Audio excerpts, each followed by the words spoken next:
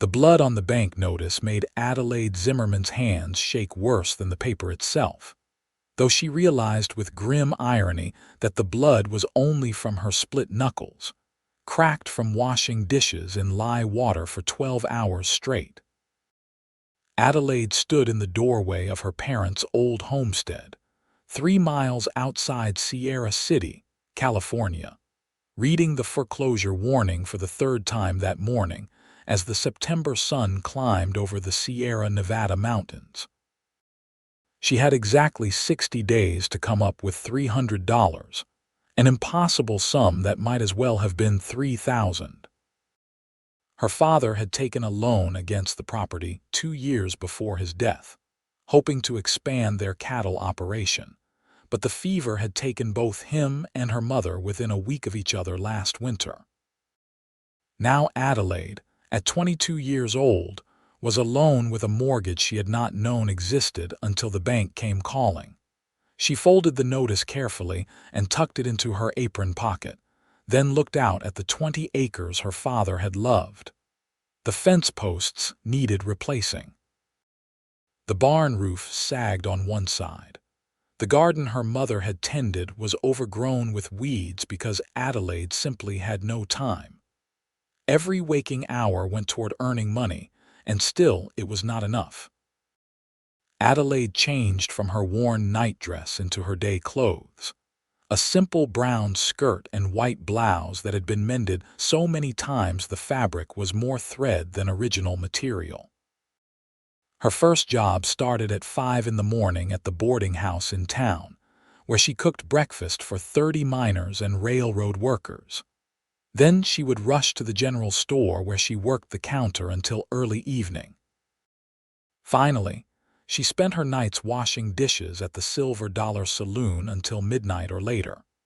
She would ride home on her father's old mare, sleep for a few hours, and do it all again.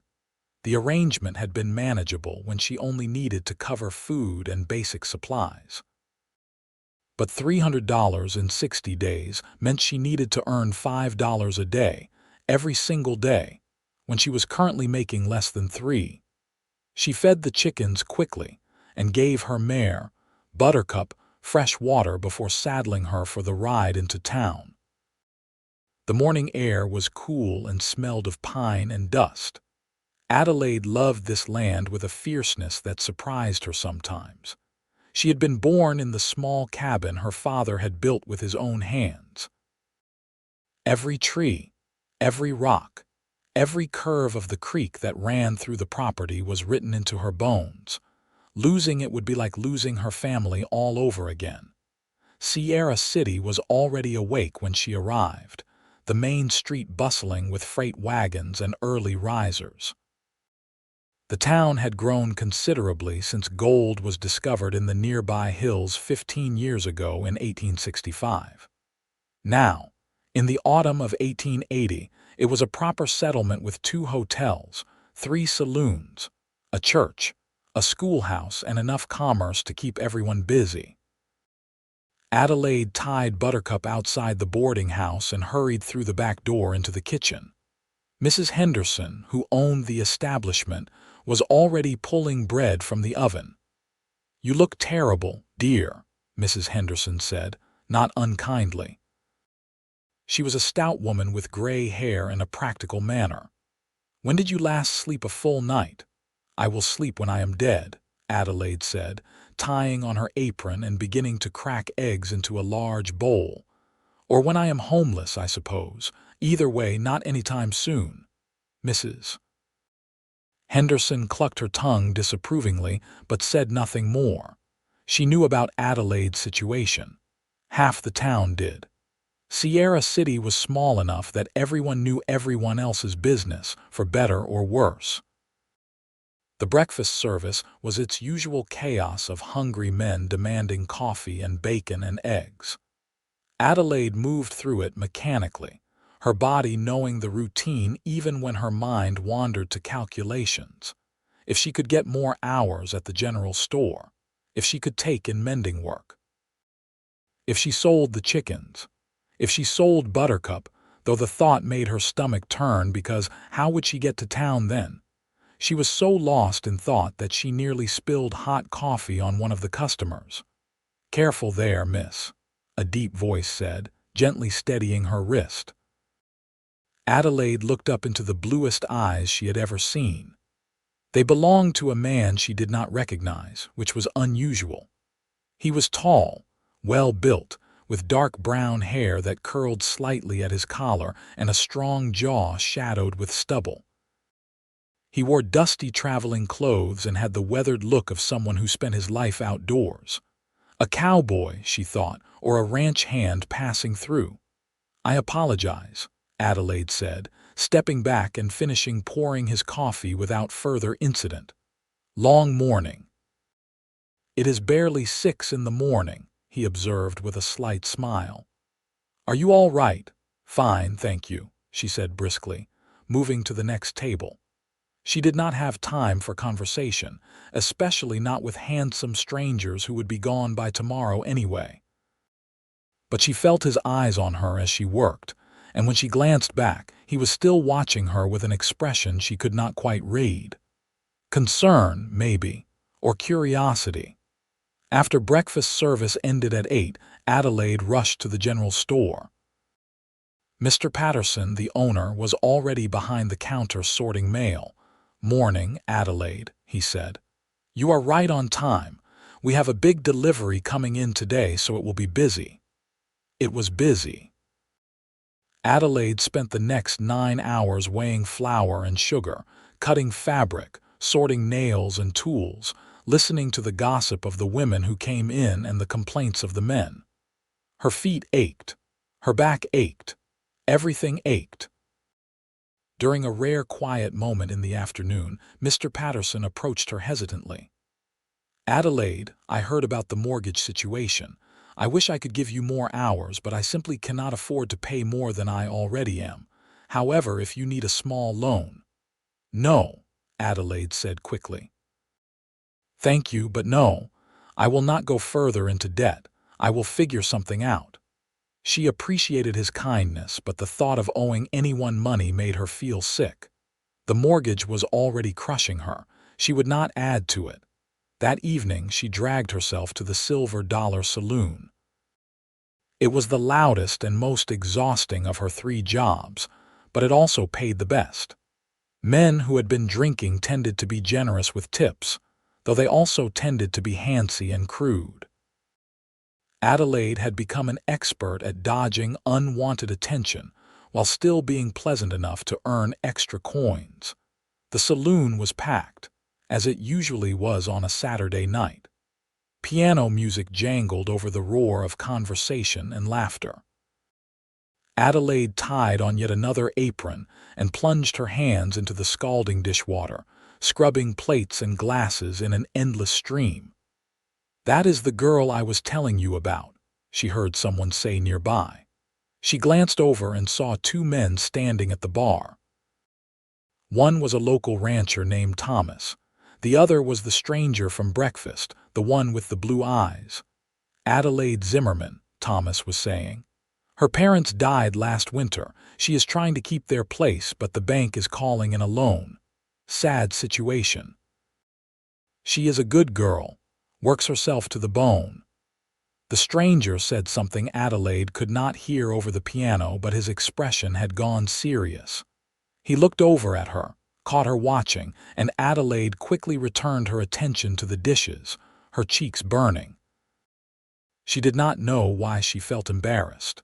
There was no shame in hard work, but there was something humiliating about being discussed like a charity case, about the whole town knowing she was failing to save her home.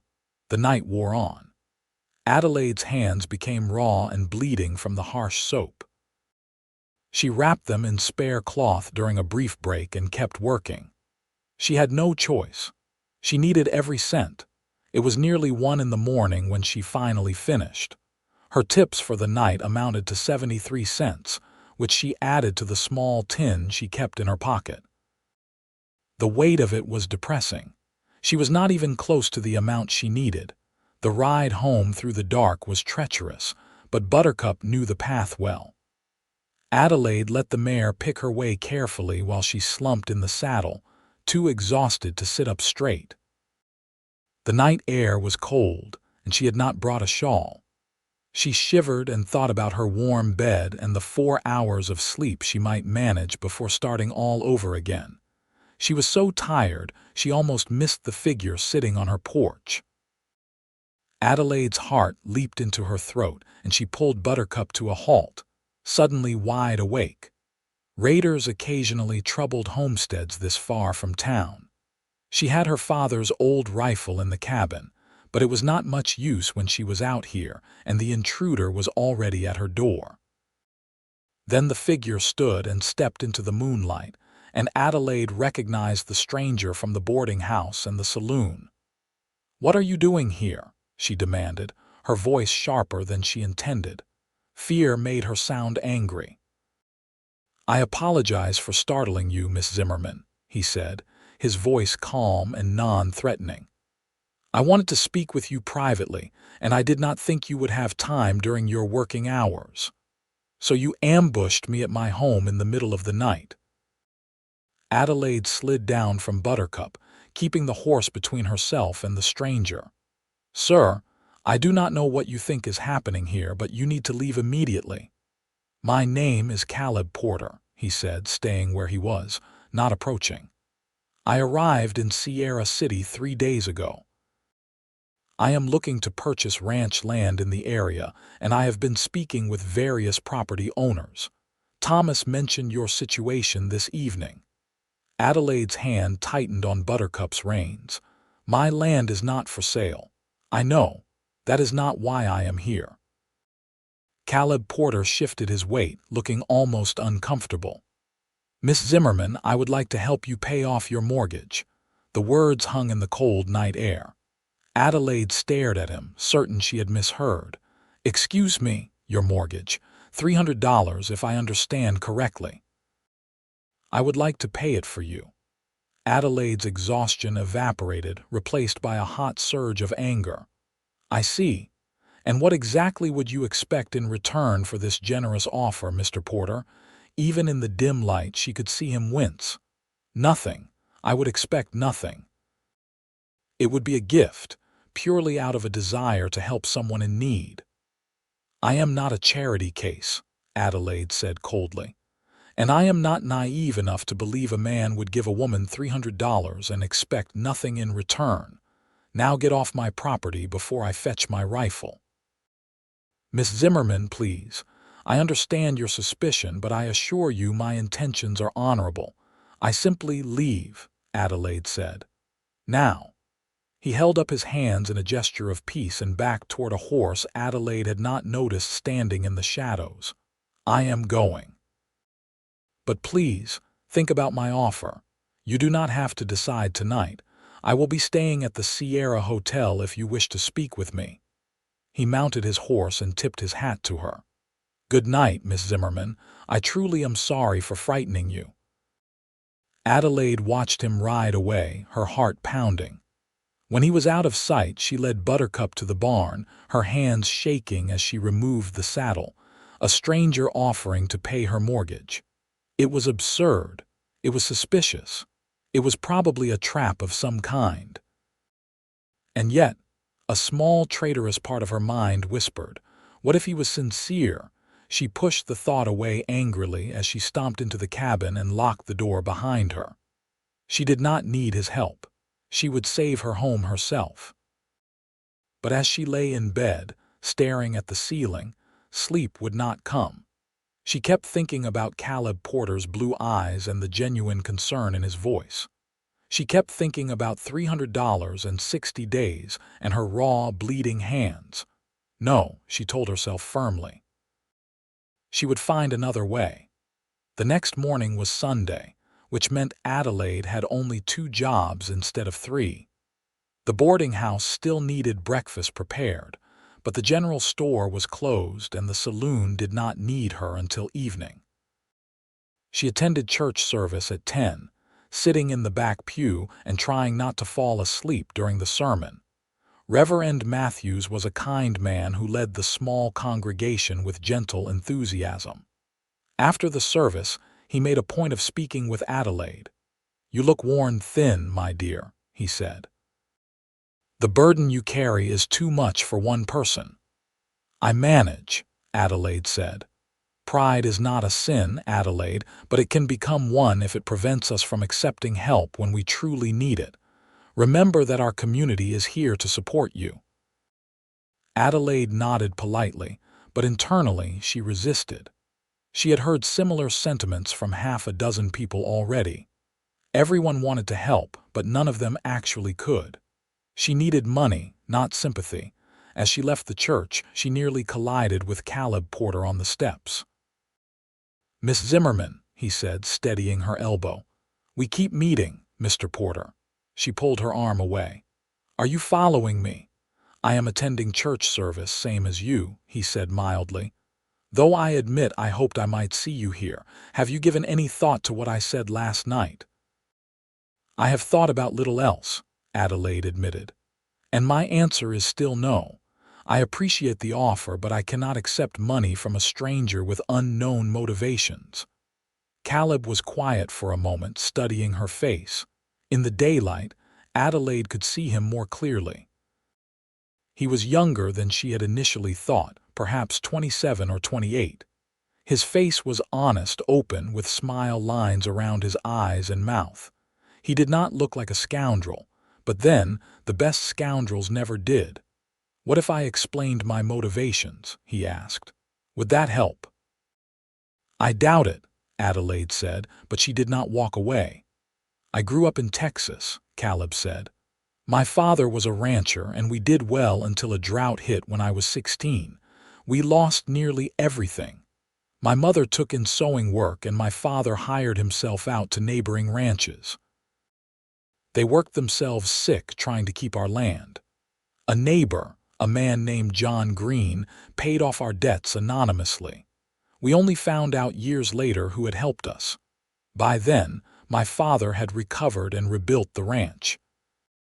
Mr. Green told us that when we had the means, we should pass on the kindness to someone else who needed it." Adelaide listened, her skepticism warring with hope.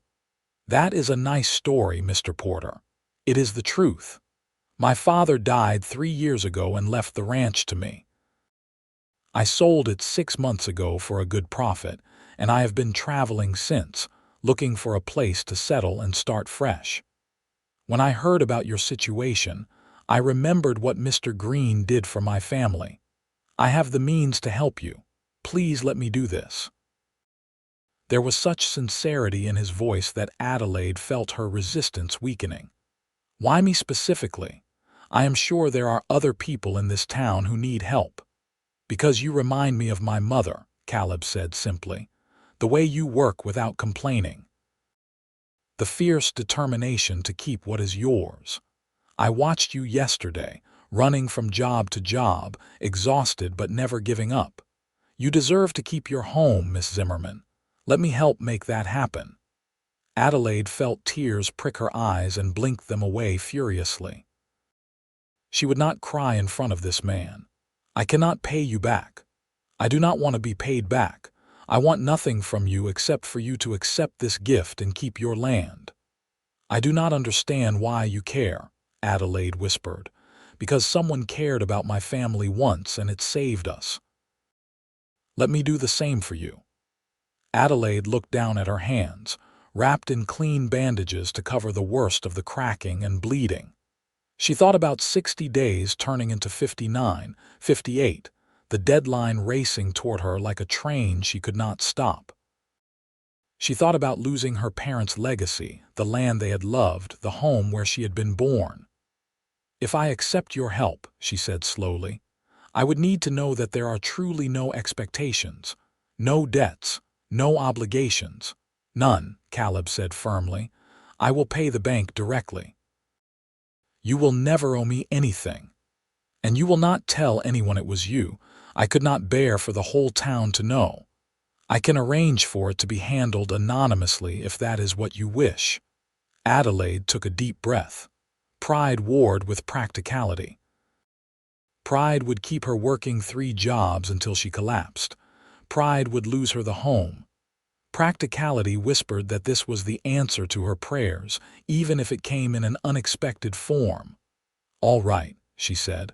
"All right, I accept your help, and I thank you, Mr. Porter. More than I can possibly express." The smile that broke across his face was like sunrise.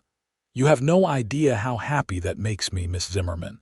I will visit the bank tomorrow morning and arrange everything. You should have confirmation by tomorrow afternoon." "I will be at the general store," Adelaide said. "If you need to reach me, I will send word." He tipped his hat to her. "Enjoy the rest of your Sunday, Miss Zimmerman. You deserve a day of rest." He walked away, leaving Adelaide standing on the church steps, her mind reeling.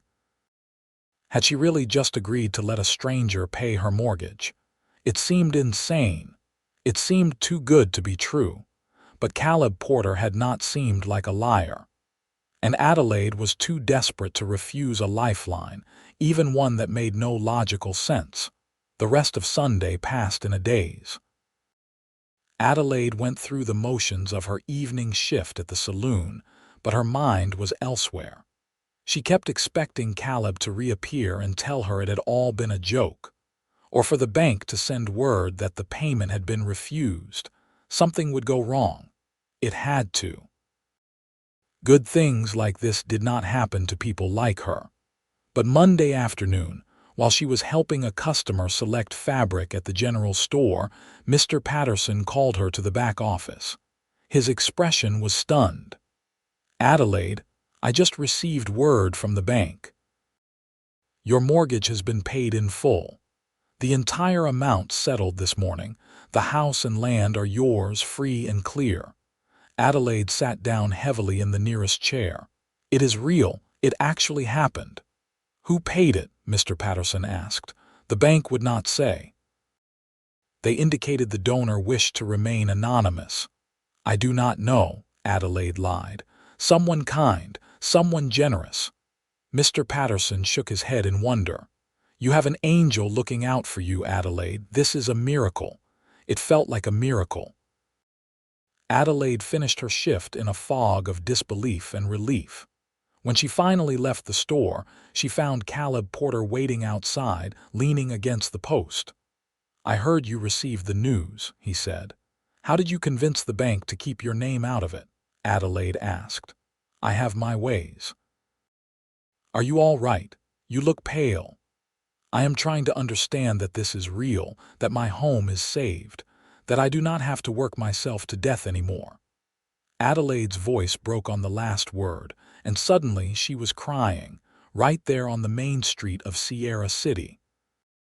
All the exhaustion, all the fear, all the grief she had been holding back for months came pouring out. Caleb stepped forward and awkwardly patted her shoulder. "It is all right. You are safe now. Everything is going to be all right." Adelaide wiped her eyes with the back of her hand. "I am sorry. I am not usually so emotional." "You have earned the right to be emotional. This has been an impossible situation." "I need to thank you properly," Adelaide said.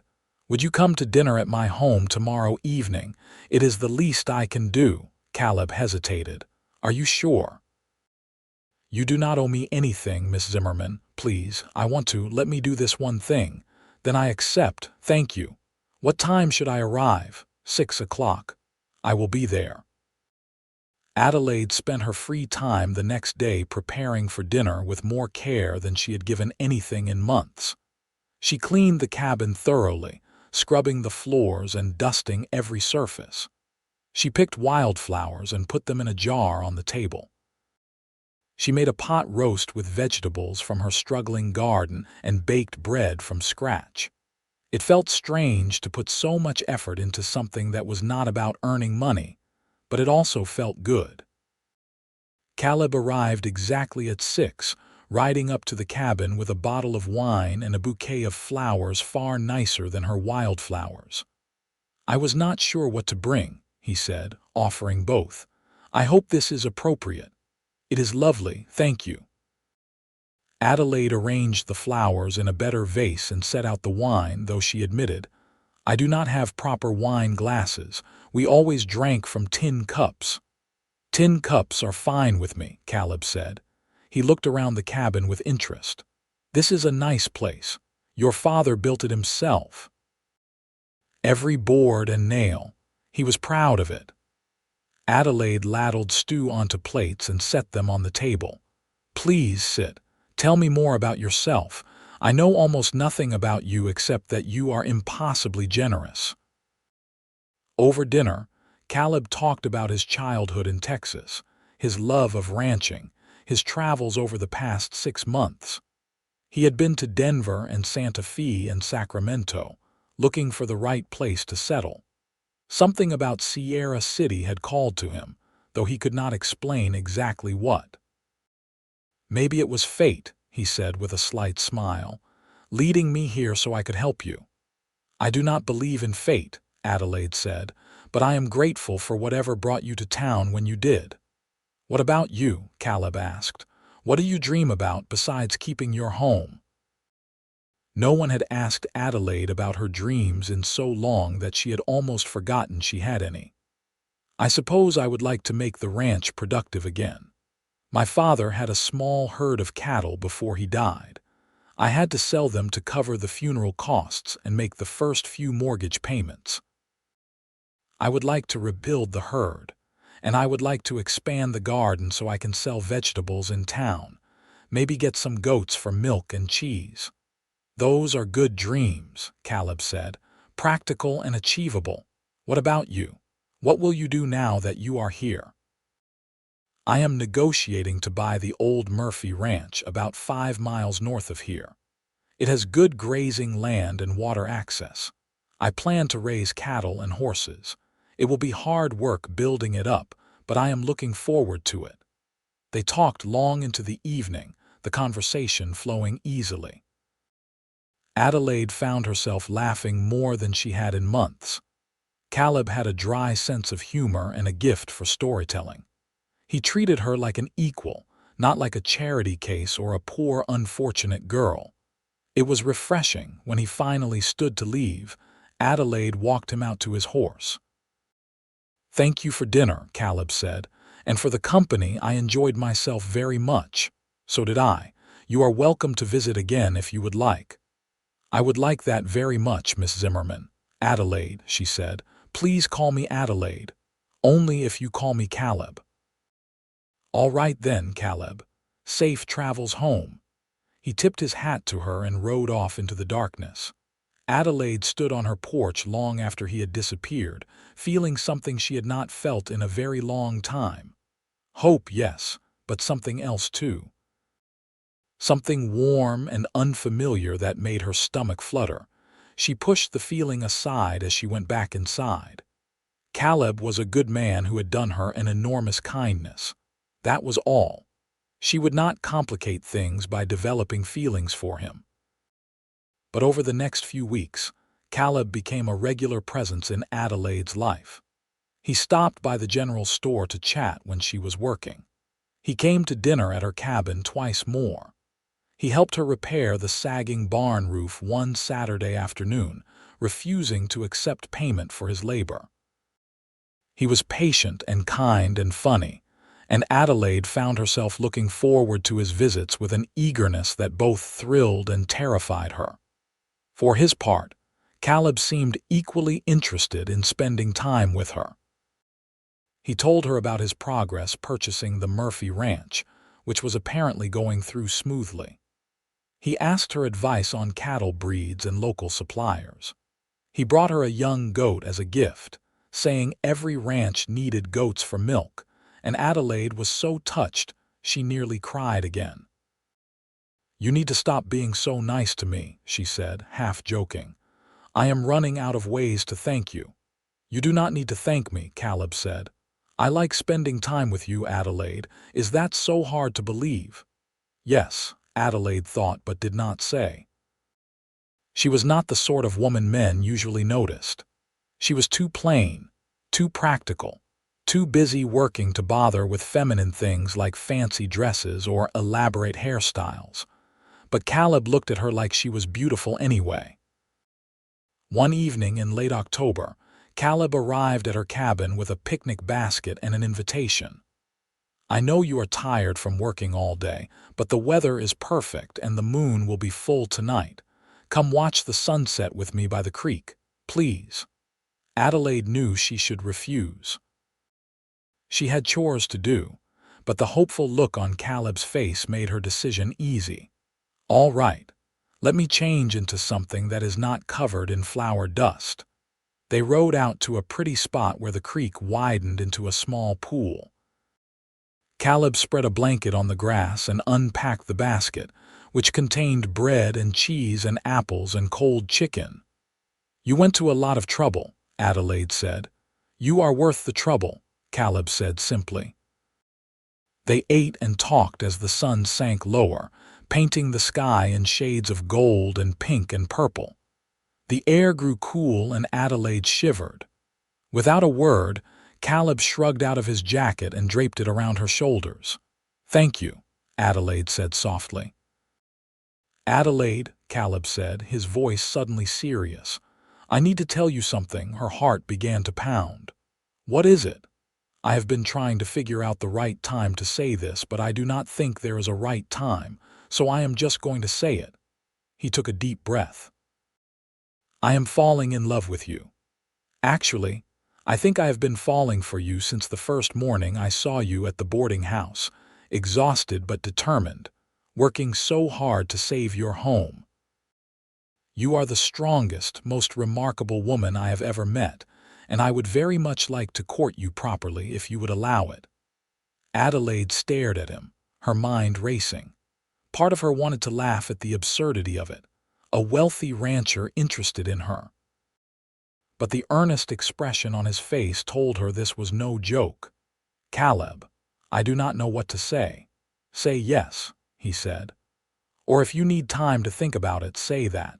But please do not say no just because you think I am too good for you or some such nonsense. Because from where I stand, you are far too good for me. I am a woman who works 3 jobs and can barely keep her land," Adelaide said. "You are educated and wealthy and handsome. Why would you want me?" "Because you are smart and kind and hardworking. Because you make me laugh. Because when I think about my future, I want you in it." Caleb reached for her hand. "I know this is sudden.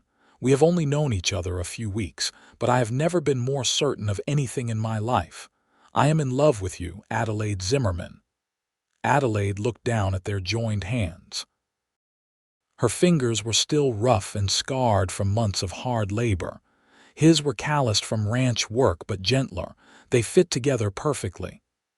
"I think I am falling in love with you too," she whispered. "It terrifies me. I do not know how to do this." "Neither do I," Caleb admitted. "But we can figure it out together." He leaned in slowly, giving her time to pull away. When she did not, he kissed her softly, tentatively. Adelaide had been kissed before, clumsy attempts from local boys when she was younger. This was different. This was sweet and tender and made her feel like she was melting. When they finally pulled apart, both were breathing hard. "So is that a yes to courting?" Caleb asked, his voice hopeful. "Yes," Adelaide said. "Yes, you can court me." His smile could have lit up the entire Sierra Nevada. "You have made me the happiest man in California." They sat by the creek until the moon rose, talking and laughing and stealing kisses. Adelaide could not remember the last time she had felt so light, so carefree. For months, her life had been nothing but work and worry.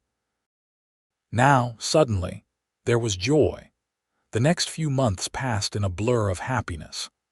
Adelaide officially quit her job at the boarding house and the saloon, keeping only her position at the general store because she enjoyed it and wanted to maintain some independence. With only one job, she finally had time to work on her own property. She expanded the garden, planted fruit trees, and started accumulating chickens and goats. Caleb helped whenever he could, though he was busy with his own ranch, which he had successfully purchased and was now building up. They saw each other nearly every day. Sometimes Caleb would stop by the store during her shift, and they would steal a few minutes to talk. Other times he would come to her cabin for dinner, or she would ride out to his ranch to see his progress. They attended church together every Sunday, and the whole town knew they were courting. The gossips had a field day with it at first. Some people whispered that it was inappropriate how quickly things had moved. Others suggested Adelaide had manipulated Caleb into helping her. But most of the town was simply happy for them. Adelaide had been working herself to death for so long that seeing her smile again was a joy. One Sunday in December after church, Caleb asked Adelaide to take a walk with him. The morning was cold but beautiful, with frost sparkling on the grass and their breath misting in the air. "I wanted to show you something," Caleb said, leading her down a path behind the church. They walked for about 10 minutes until they reached a spot that overlooked both Adelaide's property and Caleb's ranch in the distance. "You can see both our places from here," Adelaide said. "I never realized they were so close. Only about 3 miles apart," I measured. Caleb took her hands in his, suddenly nervous. "Adelaide, we have known each other for 3 months now. I know that is not very long, but I meant what I said by the creek. I love you. I want to spend my life with you. I want to wake up next to you every morning and fall asleep beside you every night. I want to build something together to make both our properties into one successful ranch. I want children with you and grandchildren and a long, happy life." He dropped to one knee in the frost-covered grass. "Adelaide Zimmerman, will you marry me?" Adelaide's eyes filled with tears. "Yes, yes, of course I will marry you." Caleb stood and kissed her, lifting her off her feet and spinning her around. They were both laughing and crying, overwhelmed with happiness. "I do not have a ring yet," Caleb said. "I wanted to ask you before I went and picked one out. I wanted to make sure you said yes first." "I do not need a fancy ring," Adelaide said. "I just need you." "You will have both," Caleb promised. "We can go into town tomorrow and find something you like." They walked back to town hand in hand, and by that afternoon, the entire population of Sierra City knew about the engagement. Well-wishers stopped them on the street to offer congratulations. Mrs. Henderson hugged Adelaide and cried. Mr. Patterson gave Caleb a stern warning about treating Adelaide right, which Caleb accepted with good humor. Even Reverend Matthews seemed pleased, though he cautioned them to take their time with wedding preparations and not rush into marriage. But Adelaide and Caleb saw no reason to wait. They had both been alone for too long. Why delay their happiness? They were married in early January in the small church with the whole town in attendance. Adelaide wore a simple but beautiful dress that Mrs. Henderson had helped her sew. Caleb wore his best suit and could not stop smiling. The ceremony was short and sweet, and when Reverend Matthews pronounced them husband and wife, Caleb kissed Adelaide like she was the most precious thing in the world. The reception was held at the boarding house, with music and dancing and enough food to feed an army. Adelaide danced until her feet hurt, surrounded by friends and neighbors who genuinely cared about her happiness. She kept looking across the room at Caleb, her husband, and marveling at how her life had changed. Less than 6 months ago, she had been working herself to death and facing homelessness. Now she was married to a good man, her property was safe, and she had a future full of possibility. That night, they stayed at Caleb's ranch, which was larger and more comfortable than Adelaide's cabin. Caleb carried her over the threshold, both of them laughing, and set her down gently in the bedroom. "Are you happy?" he asked, cupping her face in his hands. "Happier than I ever thought possible," Adelaide said. "You saved me, Caleb. In every way a person can be saved." "You saved me too," he said softly. "I was drifting before I met you, looking for something but not knowing what. You gave me purpose. You gave me a home." They made love that night with tenderness and passion, learning each other's bodies and hearts. Afterward, they lay tangled together in the darkness, talking about their dreams for the future. "I want to combine our properties into one ranch," Caleb said. "We can keep your cabin as a guest house or for hired help eventually, but I think we should make this our main home. What do you think?" "I think that sounds perfect," Adelaide said. "My parents would want me to move forward, not stay stuck in the past. As long as I still own the land, I will be honoring their memory."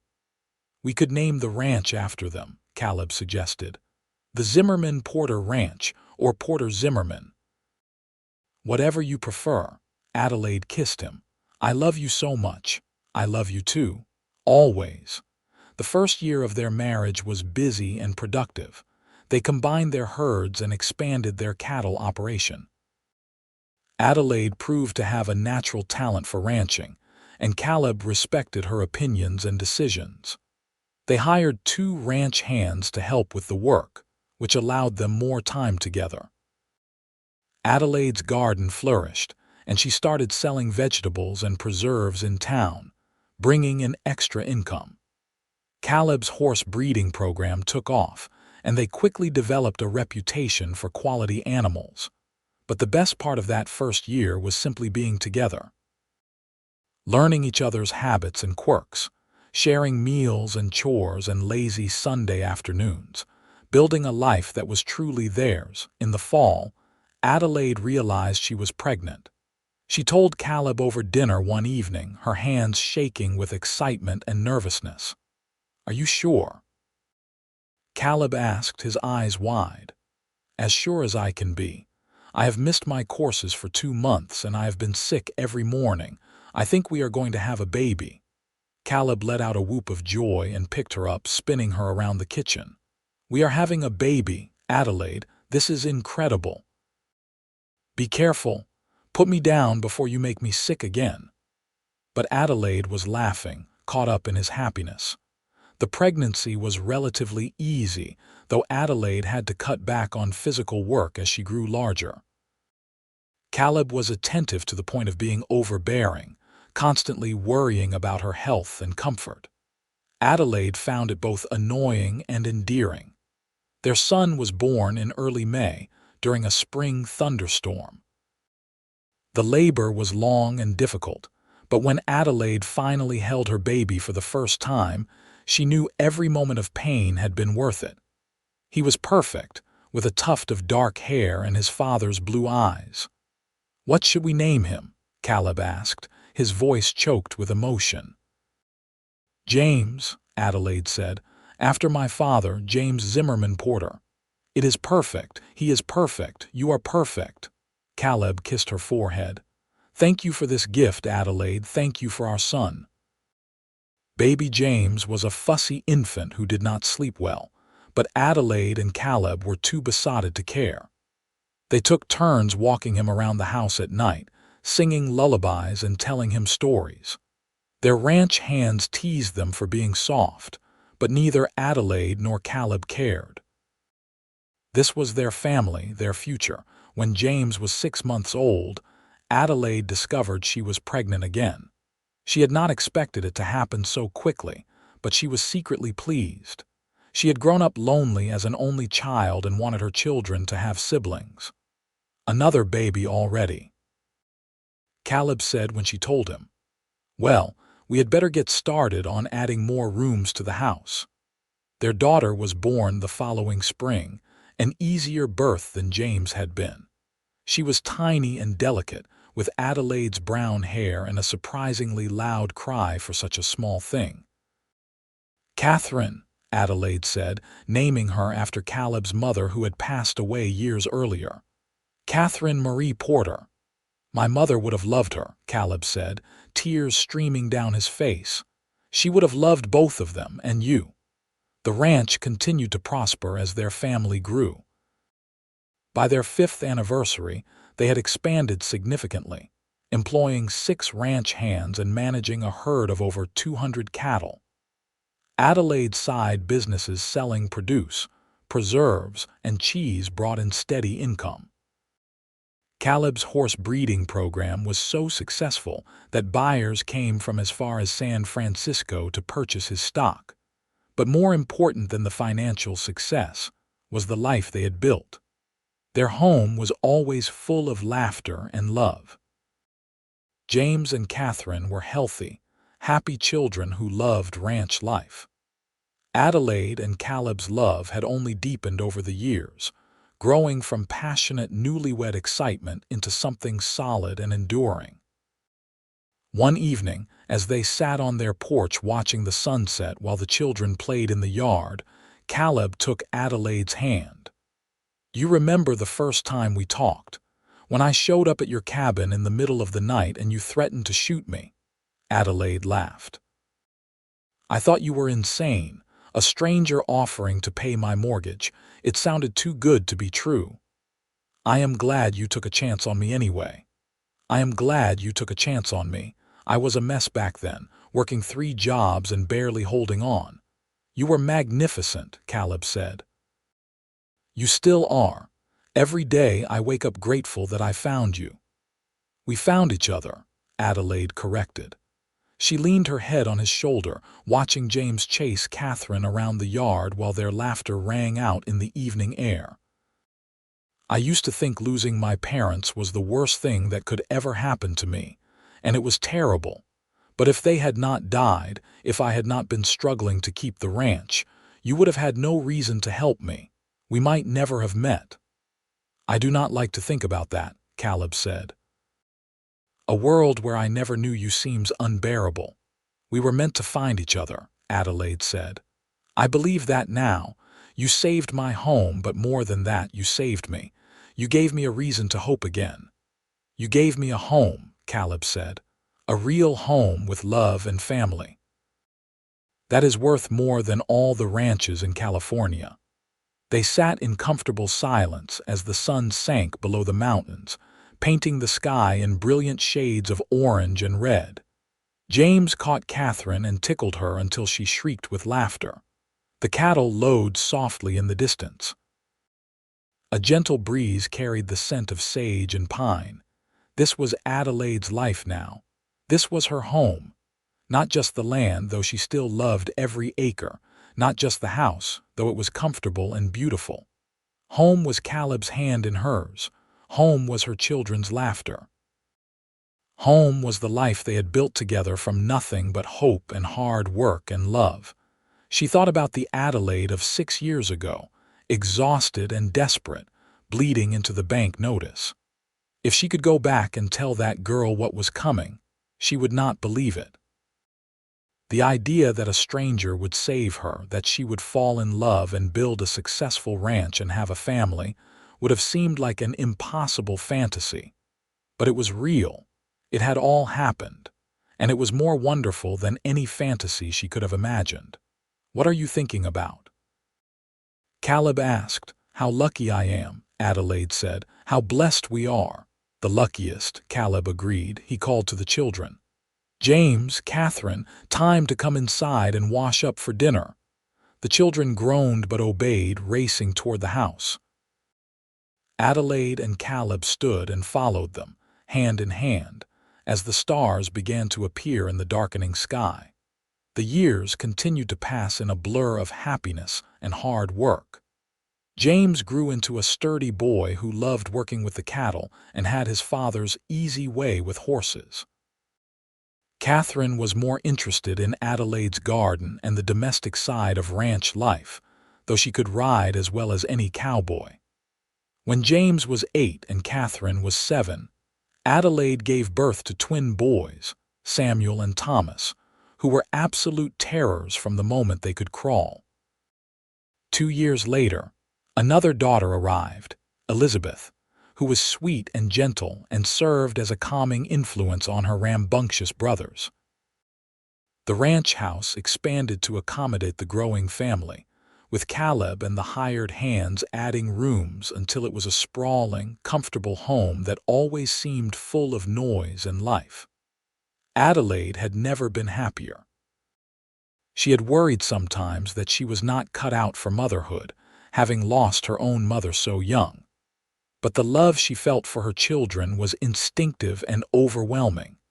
She knew exactly what they needed, as if some part of her mother's wisdom had been passed down through blood and bone. Caleb was an excellent father, patient and kind but firm when necessary. He taught the children to ride and rope and care for the animals. He read to them every night before bed, acting out all the voices and making them laugh.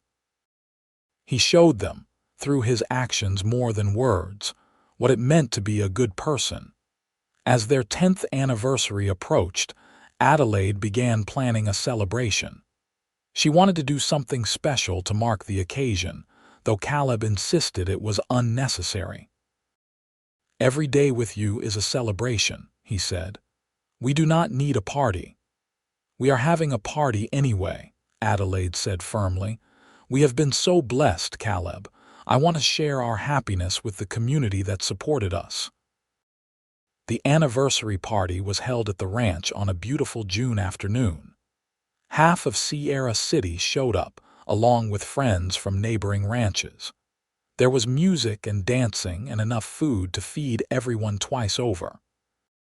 The children ran wild with their friends, and Adelaide barely saw them all day, except to occasionally wipe a dirty face or referee a disagreement. As the sun began to set, Caleb asked the musicians to pause. He stood in the middle of the yard and called for everyone's attention. "I just want to say a few words," he announced. 10 years ago, I came to Sierra City looking for a place to settle. I found so much more than that. I found a home. I found a community. Most importantly, I found Adelaide." He looked at her, his eyes shining. "My wife, my partner, my best friend. You are the strongest, most remarkable person I know. Everything good in my life comes from you. Our children, this ranch, the life we have built. It all starts and ends with you. I love you more today than I did 10 years ago, and I will love you even more tomorrow. Thank you for saying yes when I asked you to marry me. Thank you for taking a chance on a stranger who showed up at your door with an unlikely offer. Thank you for being exactly who you are." Adelaide was crying by the time he finished, and she was not the only one. Half the women at the party were dabbing their eyes with handkerchiefs. Adelaide crossed to Caleb and kissed him, not caring that everyone was watching. "I love you," she said. "Thank you for saving me. Thank you for this life." "Thank you for letting me be part of it," Caleb said. The party continued late into the night. When the last guests finally left and the children were all asleep in their beds, Adelaide and Caleb sat on their porch, exhausted but happy. "That was a good party," Caleb said. "It was perfect." Adelaide leaned against him. "Do you remember what you said that first night, when you showed up here and I threatened to shoot you?" "I said a lot of things. You will have to be more specific." "You said you wanted to help me save my home, and you did. But you gave me so much more than that. You gave me everything." "We gave each other everything," Caleb said. "That is what love is, Adelaide. It is not one person saving another. It is two people building a life together, supporting each other, making each other better." "When did you become so wise?" Adelaide teased. "I married a smart woman." Some of it must have rubbed off. They sat in comfortable silence, watching the stars. After a while, Caleb spoke again. "I never told you the whole truth about why I offered to pay your mortgage." Adelaide sat up, surprised. "What do you mean?" "I told you about Mr. Green helping my family, and that was true. But there was another reason." Caleb took her hand. "The first time I saw you in the boarding house kitchen, you had this look on your face. Exhausted but determined. Struggling but not giving up. And I thought, that is someone worth knowing. That is someone special. I asked around about you and learned about your situation. And yes, I wanted to honor Mr. Green's kindness by passing it on. But I also wanted an excuse to get to know you. I told myself I was being charitable, but the truth is, I was already falling for you, even then." Adelaide stared at him. "You paid my mortgage because you wanted to meet me. I paid your mortgage because you needed help, and I had the means to provide it." But I also did it because I was drawn to you in a way I could not explain. I wanted to know you. I wanted to be part of your life. Looking back now, I think some part of me knew you were going to be important to me. Maybe not consciously, but somewhere deep down. That is the most romantic thing you have ever said to me, Adelaide whispered. And also slightly insane, Caleb laughed. I know, but it is the truth. I fell in love with you before I even knew your name. I fell in love with you when you showed up to fix my barn roof in the middle of summer and refused to take any payment except lemonade, Adelaide said. I thought, here is a man who just wants to help, who does not expect anything in return, who sees me as an equal. I knew then that I wanted to keep you. You have me, Caleb said, for as long as we both live, longer if there is an afterlife and they let us stay together. I believe they will, Adelaide said. I believe we will find each other in every life. This kind of love does not end. No, Caleb agreed. It does not. The years continued their steady march forward. James grew into a young man and took on more responsibility at the ranch. He was 17 now, capable and hardworking with a good head for business. Catherine was 16 and had developed a talent for breeding chickens that produced exceptional eggs, which she sold in town for a tidy profit. The twins, Samuel and Thomas, were 10 and full of mischief. Elizabeth, at 8 years old, was the heart of the family, sweet and loving and utterly adored by her siblings.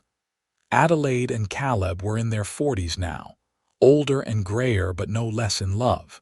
If anything, the passing years had only strengthened their bond.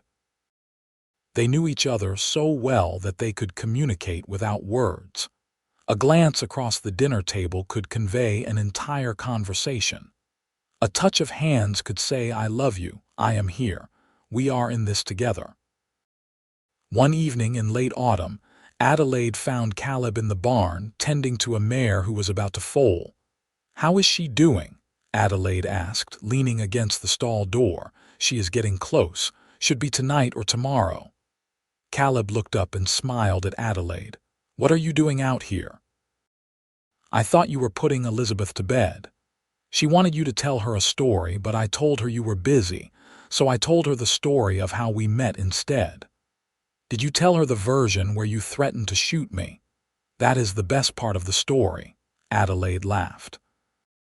She thought it was very funny. Caleb left the mare and came to stand beside Adelaide. Do you ever regret it? Marrying me, I mean, taking on this life? Never, Adelaide said without hesitation. Not for one single moment. Why would you even ask that? I do not know. Sometimes I look at you and think about how young you were when we married. 22 years old. You had your whole life ahead of you. You could have married someone else, someone who did not come with all my baggage. What baggage? Adelaide asked. You were the most eligible bachelor in 3 counties. I was the one with baggage. A failing ranch, debts, no prospects. That was not baggage. That was life being cruel to a good person who did not deserve it. Well, life is no longer cruel. Life is wonderful. Adelaide took his hand and placed it on her stomach. And about to get more wonderful, Caleb's eyes widened. Adelaide, are you pregnant? Again? I know we said we were done after Elizabeth, but apparently we are not very good at being done. Caleb laughed and picked her up, spinning her around the barn. We are having another baby. How long have you known? Only a few days. I wanted to be sure before I told you. Are you happy about it? Caleb asked, setting her down carefully. I know 5 children is already a lot. I am thrilled, Adelaide said. This house is always so full of love. What is one more child to add to it? Their 6th child, a boy they named Daniel, was born the following spring. He was their easiest baby yet, happy and calm and quick to smile. James was 18 by then, and starting to court a nice girl from town named Mary. Catherine had attracted the attention of several young men, but declared she was too busy with her chicken empire to bother with romance just yet. The twins were 11 and had just convinced their parents to let them raise a pair of goat kids for a 4-H project. Elizabeth, at 9, appointed herself Daniel's special protector and could always be found hovering near his cradle. Adelaide sometimes looked around at her full house and felt overwhelmed with gratitude. She had gone from being alone in the world to being surrounded by love. It was more than she had ever dared to dream. One Sunday after church, Adelaide was surprised to see an elderly man standing by the cemetery. He looked familiar, though she could not place him at first. Then he turned and she recognized Mr. Green, the man who had helped Caleb's family all those years ago in Texas. "Mr. Green," Caleb said, clearly as surprised as Adelaide. "What are you doing in Sierra City?" "I was passing through on my way to visit family in Sacramento," Mr. Green said. He was much older than when Caleb had last seen him, stooped and white-haired. "I heard you had settled in these parts and wanted to see how you were doing. Looks like you have done well for yourself." "Better than I ever imagined," Caleb said. He introduced Adelaide and told Mr. Green about the ranch and their children. Mr. Green listened with a gentle smile. "I am glad to hear it, son. I always knew you would do good things. Your father would be proud."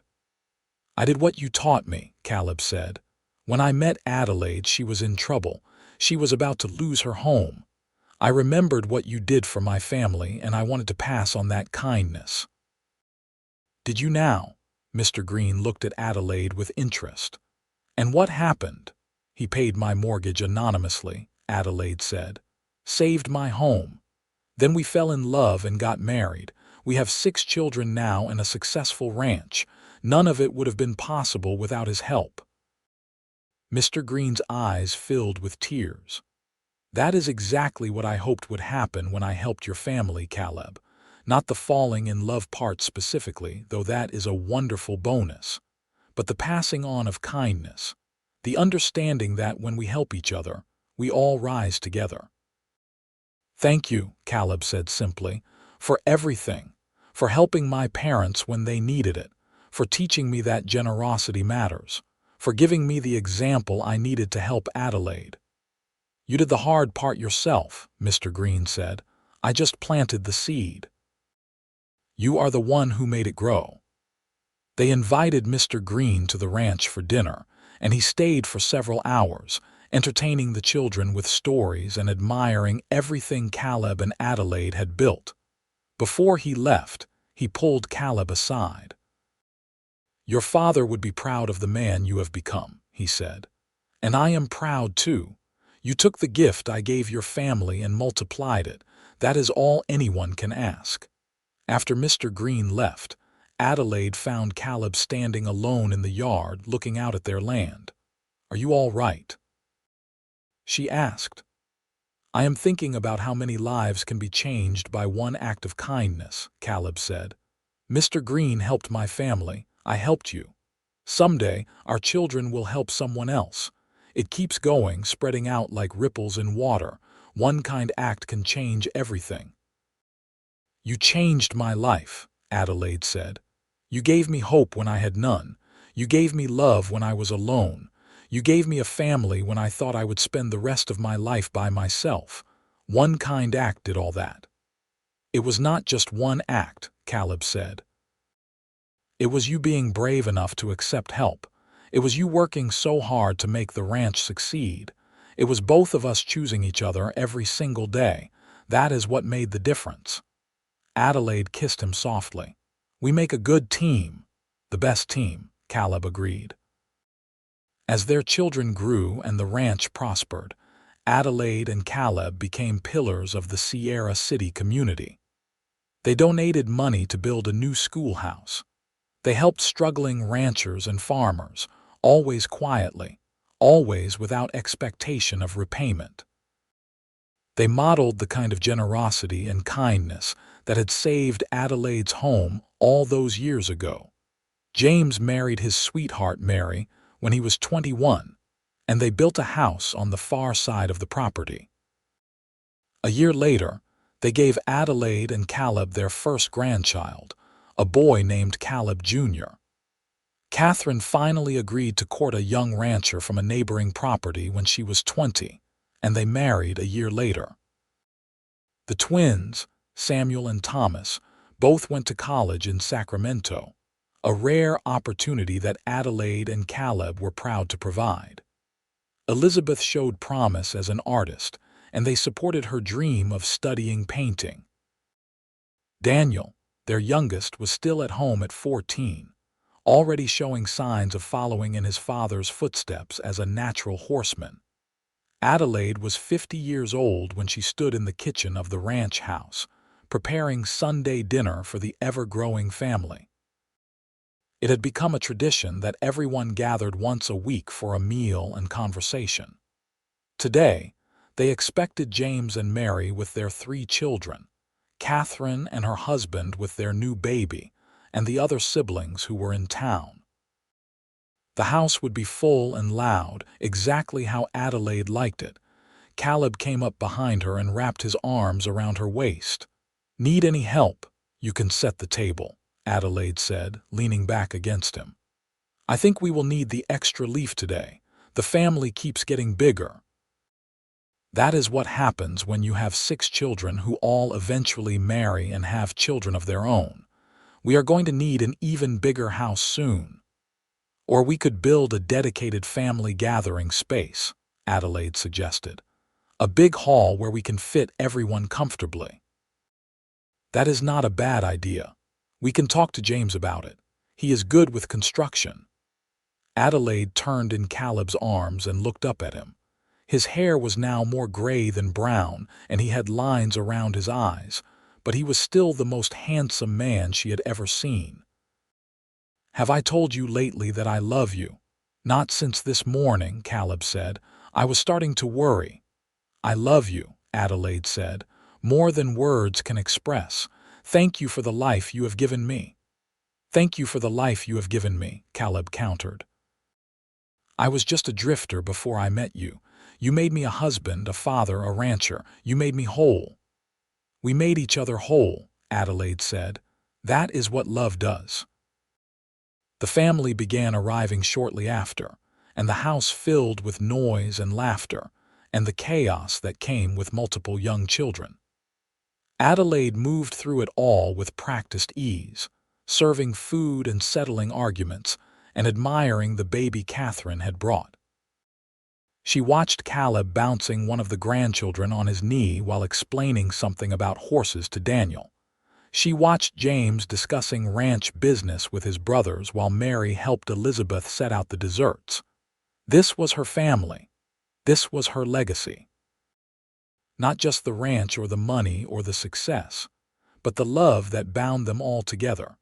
After dinner, when the children were playing outside and the adults were relaxing on the porch, James raised his glass. "I want to make a toast," he said, "to my parents who built all of this from nothing, who taught us what it means to work hard and love fiercely and help others, who gave us the best possible example of what a marriage should be. Thank you for everything you have given us. We are blessed to be your children." "Hear, hear," the others echoed, raising their glasses. Adelaide felt tears prick her eyes. "Thank you, sweetheart, but we did not build this from nothing. We built it from love. That is the foundation of everything." "And we will keep building on that foundation," Catherine said, "passing on the lessons you taught us to our own children."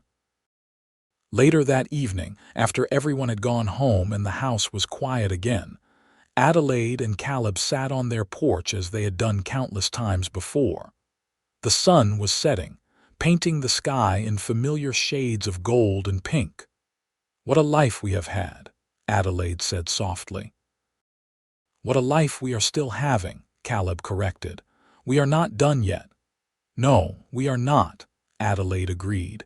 "There are still grandchildren to spoil and businesses to run and moments to cherish." "Do you ever think about that day I showed up at your cabin?" Caleb asked. "When you threatened to shoot me," Adelaide laughed. "I think about it all the time. I think about how close I came to refusing your help, how different everything would be if I had let my pride win. But you did not. You were brave enough to accept help when you needed it. That takes courage. You gave me a chance at a new life, Adelaide said. You saw me at my lowest point and decided I was worth saving. I will never forget that. You were always worth saving, Caleb said. I just recognized what you could not see yourself. That you were strong and capable and destined for great things. We did great things together, Adelaide said. That is the key, not separately, but together. They sat in comfortable silence as darkness fell and the stars emerged. Adelaide thought about the girl she had been all those years ago, working 3 jobs and bleeding into bank notices. She thought about the desperation and fear and hopelessness that had consumed her.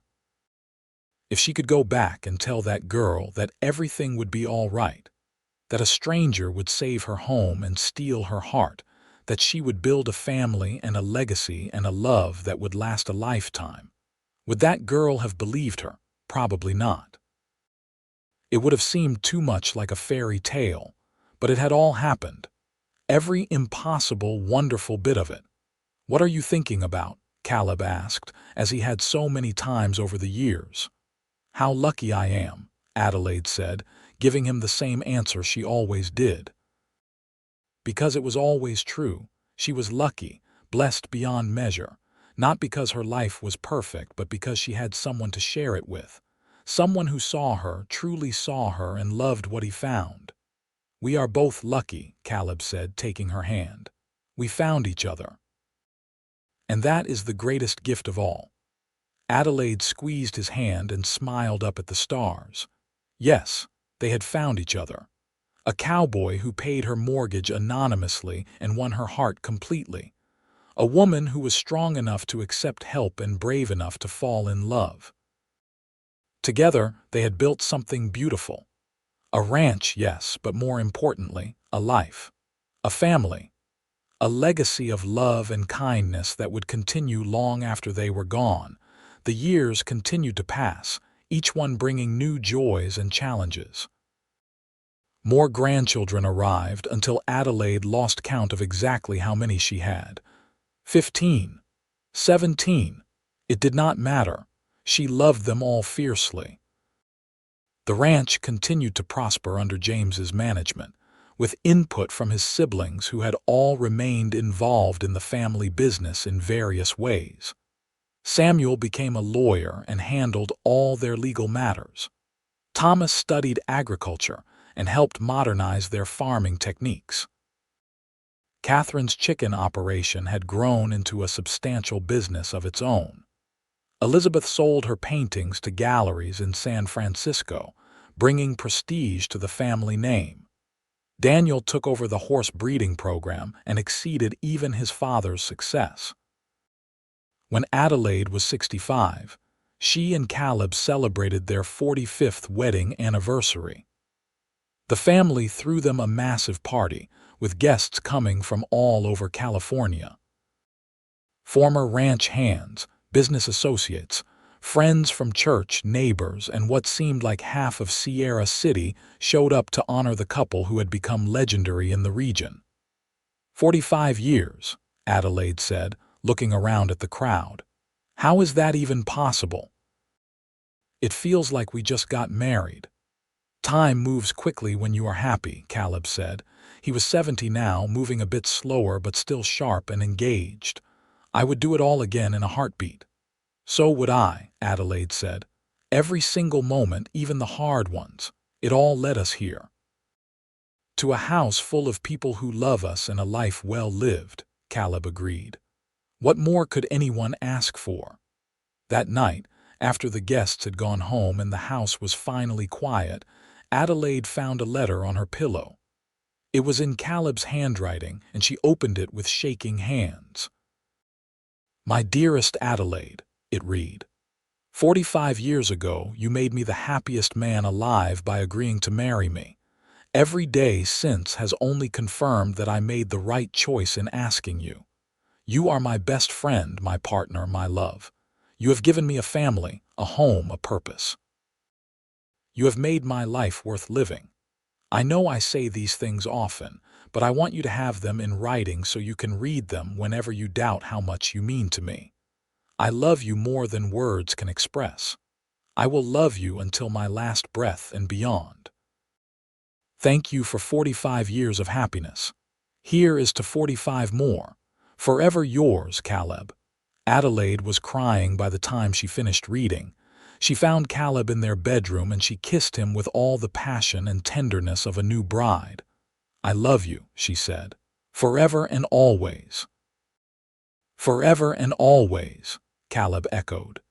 They lived several more happy years together, watching their family continue to grow and flourish.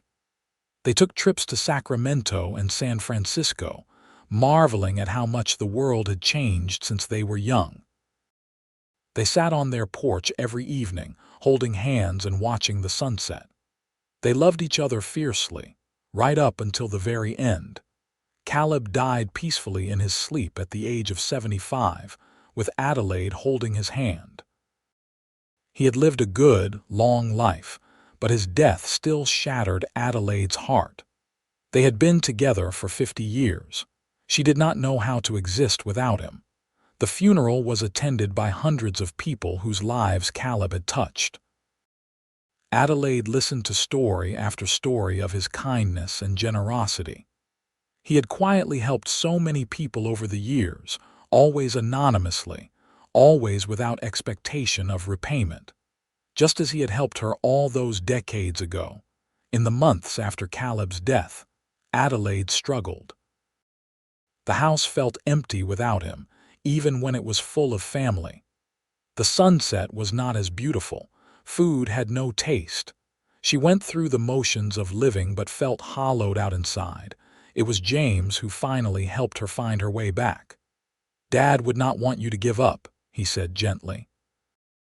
"He would want you to keep living, keep loving, keep enjoying the family you built together. Honor his memory by being happy, Mom." Adelaide knew he was right. Slowly, painfully, she found her way back to joy.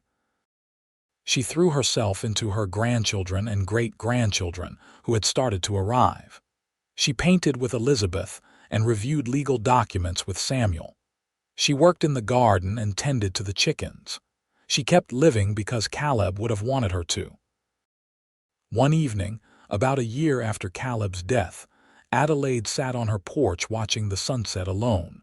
She felt his presence so strongly it was as if he were sitting right beside her. "I miss you," she said aloud, "every single day, but I am trying to be happy like you would want. I am trying to enjoy the life we built. Thank you, my love. Thank you for everything you gave me. Thank you for seeing me when I was invisible.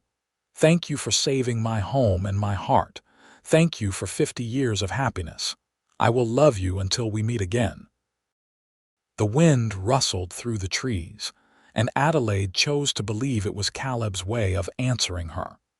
Adelaide lived to be 87 years old, surrounded by family until the very end.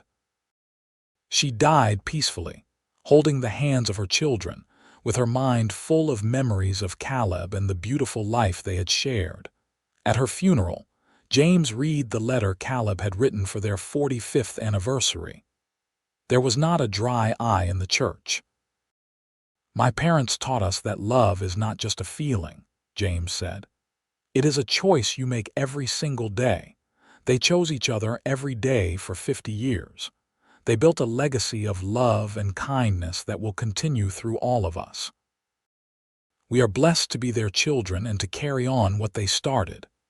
Adelaide and Caleb were buried side by side in the cemetery behind the church, their headstones simple but meaningful. Adelaide's read, "Beloved wife, mother, and grandmother." She was strong, she was loved, and she never gave up. Caleb's read, "Beloved husband, father, and grandfather. He saw someone in need and chose kindness." The ranch continued to thrive under the management of their children and grandchildren. The story of how Adelaide and Caleb met, how he anonymously paid her mortgage and won her heart, became family legend. It was told to each new generation as an example of what real love looked like. Not a fairy tale with instant perfection, but two people choosing each other, building a life together, and creating something beautiful from nothing but hope and hard work and kindness. And on quiet evenings, when the sun set over the Sierra Nevada mountains, painting the sky in gold and pink, the family would gather on the porch of the ranch house and remember. They would remember Adelaide, who worked 3 jobs to save her home and then built an empire. They would remember Caleb, who saw someone in need and chose to help without expectation of reward. They would remember the love story that started with an anonymous gift and grew into a legacy that would last for generations. The land remained in the family, passed down from parent to child, a testament to everything Adelaide and Caleb had built. The ranch that Adelaide's father had carved from wilderness, that Adelaide had fought so hard to keep, that Caleb had helped save, continued to flourish. It was more than just property. It was a symbol of love and perseverance and the power of kindness. And if you listened carefully on those quiet evenings, when the wind rustled through the pine trees and the cattle lowed softly in the distance, you could almost hear Adelaide and Caleb laughing together. Their voices carried on the breeze, still in love after all these years, still choosing each other, still building their legacy one kind act at a time. That was the real magic of their story. Not that a cowboy paid a woman's mortgage, though that was remarkable enough, but that both of them understood what truly mattered. Love was not something you fell into by accident. It was something you built, deliberately and carefully, one choice at a time. And when you built it right, when you built it on a foundation of kindness and respect and genuine care for each other, it would last forever. Adelaide and Caleb's love lasted forever. It lived on in their children and grandchildren and great-grandchildren. It lived on in the ranch they had built together. It lived on in the stories told around dinner tables and the lessons passed down through generations. It lived on in every sunset watched from that porch, every hand held in love, every kind act done without expectation of reward. They had found each other when both were lost. They had saved each other in all the ways that mattered. They had built something beautiful, and that beauty would never fade. The end had come for both of them as it comes for everyone, but their story did not end. It continued in every person they had touched, every life they had changed, every heart they had filled with hope. Adelaide Zimmerman and Caleb Porter had lived a great love story, the kind that inspired others to believe in the possibility of happiness even in the darkest times. And that was the greatest legacy of all.